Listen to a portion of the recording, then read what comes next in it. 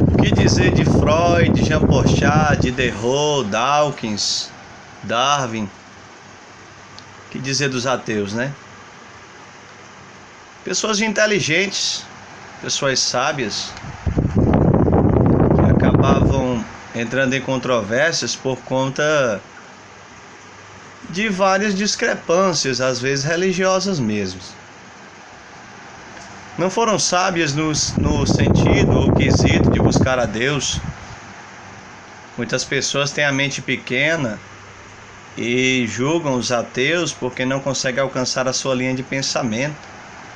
Foram grandes pensadores. O próprio Newton, que foi um dos iniciais idealizadores da maçonaria, por assim dizer, foi um cristão fervoroso.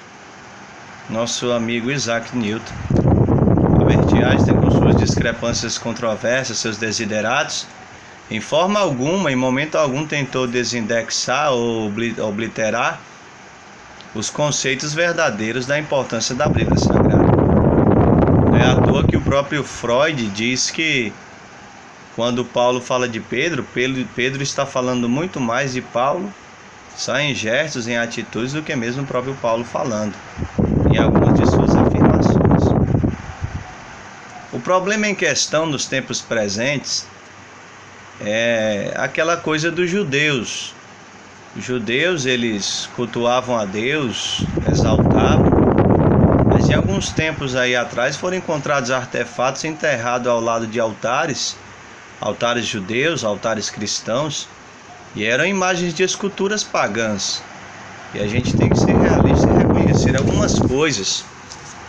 Falar de idolatria e não falar da história é obliterar, desindexar muitas coisas. E foi encontrado dentre essas imagens de esculturas a imagem da deusa Áshera, né? Que era ali da família de Baal. Quando muitos, como no Egito Antigo, os deuses de suas pseudo-deuses de suas mitologias tinham suas mulheres, eles viram dali a necessidade de criar uma mulher para o Deus Todo-Poderoso Hashem, o Deus de Israel, Yod-Heh-Vav-Heh, porque eles pensavam, se todos os deuses, de todas as culturas têm mulher, por que não o nosso Deus também não tem uma mulher? Aí ficava aquela questão, aquelas perguntas e indagações. Aí eu fico pensando, tem gente que precisa, como é que eu posso dizer que o mundo ao seu redor está lhe enfraquecendo, lhe derrubando, abalando a sua fé. Mas se o mundo ainda me influenciar, significa que eu não estou totalmente liberto do mundo e que preciso rever os meus conceitos. O mundo não deve me influenciar, pelo contrário, o meu testemunho é quem deve influenciar o mundo. José no Egito, em momento nenhum, deixou o Egito influenciá-lo. Moisés no deserto com as provações, poderia ser incentivado e influenciado a parar e desistir, porém foi com a caminhada até o fim, até onde Deus o direcionou para lhe conceder vitória. Então, trazer coisas do mundo para dentro da igreja, isso não provém de Deus, para atrair jovens, ou seja lá o que for. O evangelho agora precisa ser modernizado, precisa ser maquiado. Eu lembro de um período nas escrituras sagradas, quando não havia mais glória no templo, eles tinham que enfeitar o templo para chamar a atenção do povo. Já que não tinha glória de Deus ali, eles enfeitavam para chamar ao menos a atenção das pessoas, para que elas pensassem pelo fato de estar enfeitando o templo, significava que estavam fazendo algo para Deus de importante e que a presença de Deus era notória naquele lugar, mas pelo contrário, quando a presença de Deus sumiu, eles começaram a enfeitar o templo. E hoje em dia acontece isso nas denominações, não tem presença de Deus, então elas têm que enfeitar o templo para poder chamar a atenção das pessoas. Isso é totalmente errado.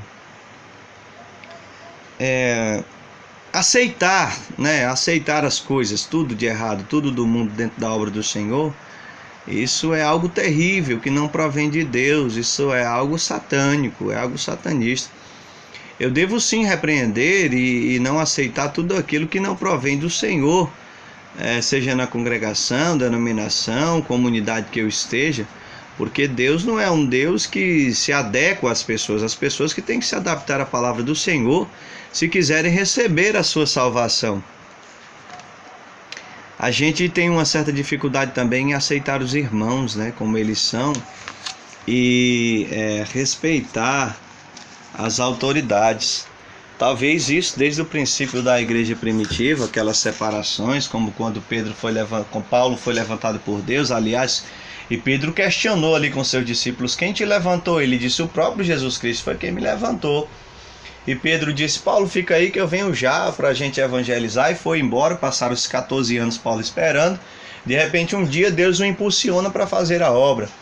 Então hoje outra coisa que bate muito forte é a questão do acepcionismo dentro da igreja, que precisa ser quebrado. Às vezes acepcionismo por causa de finança, porque o irmão dizima, oferta mais, recebe cargo na igreja, ou porque um prega muito e o outro prega menos, então o que prega menos é colocado ali de lado, o que tem mais conhecimento é colocado à frente, ou que tem mais unção recebe mais oportunidades, e aquele que não busca muita oração, não busca muita unção, fica ali de lado parado no seu canto. Então a gente tem que aprender a quebrar protocolos nesses últimos tempos, e o último princípio é respeitar as autoridades eclesiásticas, seja ela constituída por Deus também as autoridades ímpias, como pede em Romanos 13, 1 Timóteo 6, 2,6, a orar pelas autoridades, porque a ponte é Cristo, então quem somos nós para questionar as pessoas? Então se você tem esses princípios, se o mundo não te domina, se você não precisa trazer nada do mundo para poder ganhar as almas, porque o Espírito Santo é o suficiente para convencer as pessoas e o sangue de Jesus para remir seus pecados, então é isso que importa. Respeite as autoridades, valorize o sangue de Cristo na sua vida, e com certeza as promessas de Deus elas vão se concretizar. Entenda isso, não deixe o mundo te influenciar. O ambiente que eu moro é muito perturbado, atribulado, fica difícil servir a Deus. Não existe isso. Cristo está contigo, acima de tudo, é isso que importa. Então, em qualquer lugar, Deus nos fortalece e nos dá força. Graça e paz, Deus te abençoe em nome de Jesus.